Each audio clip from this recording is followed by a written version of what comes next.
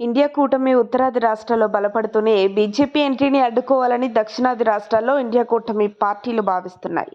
అందుకే చాలా కాలం తర్వాత దక్షిణాది రాష్ట్రాలకు చెందిన దళిత నేతను కూటమి ప్రధానిగా ఇండియా కూటమి ప్రతిపాదిస్తున్నట్టు తెలుస్తోంది.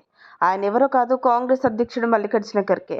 ఇటీవలే ఢిల్లీలో జరిగిన ఇండియా కూటమి భేటీలో తృణమూల్ కాంగ్రెస్ అధినేత్రి మమతా బెనర్జీ ఖర్గే పేరును ప్రతిపాదించినట్లు సమాచారం. దీనిపై స్పందించిన ఖర్గే ముందుగా కూటమిని అధికారంలోకి తీసుకువద్దామని, తర్వాత ప్రధానిని ఎంపిక చేసుకుందామని ఖర్గే ఇండియా కూటమికి చెప్పినట్లు తెలుస్తోంది.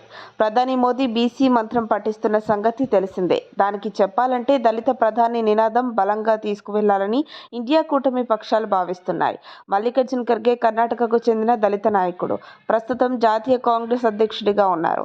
ఆయన పేరును ప్రతిపాదించడం ద్వారా కాంగ్రెస్ అగ్రనాయకత్వంతో పాటు బీజేపీకి షాక్ ఇవ్వాలని ఇండియా పక్షాలు భావిస్తున్నట్లున్నాయి. దేశ ప్రజలకు ఒక రకమైన సంకేతాలు పంపించేందుకు ఈ నిర్ణయం తీసుకున్నట్లు సమాచారం. ఈ దేశానికి 14 మంది ప్రధానమంత్రుల్లో దక్షిణ రాష్ట్రాలకు చెందిన పివి నరసింహారావు, దేవగౌడ వీరిద్దరికి మాత్రమే అవకాశం దక్కింది. 1997 ఏప్రిల్ 21న దేవగౌడ పదవి నుంచి దిగిపోయారు. అప్పటి నుంచి దక్షిణాది రాష్ట్రాలకు ఛాన్స్ రాలేదు. అందుకే ఈసారి మల్లికార్జున ఖర్గేకు అవకాశం ఇచ్చి దక్షిణాది రాష్ట్రాల్లో స్వీప్ చేయాలని ఇండియా కూటమి భాగస్వామ్య పక్షాలు ఆలోచన చేస్తున్నాయి.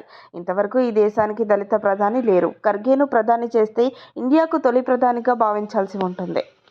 మరిన్ని అప్డేట్స్ కోసం మా కాయ్ టీవీని సబ్స్క్రైబ్ చేసుకోండి. మా వీడియో కనుక మీకు నచ్చినట్లయితే లైక్ చేయండి, షేర్ చేయండి. మీ విలువైన అభిప్రాయాలను కామెంట్ బాక్స్లో తెలియజేయండి.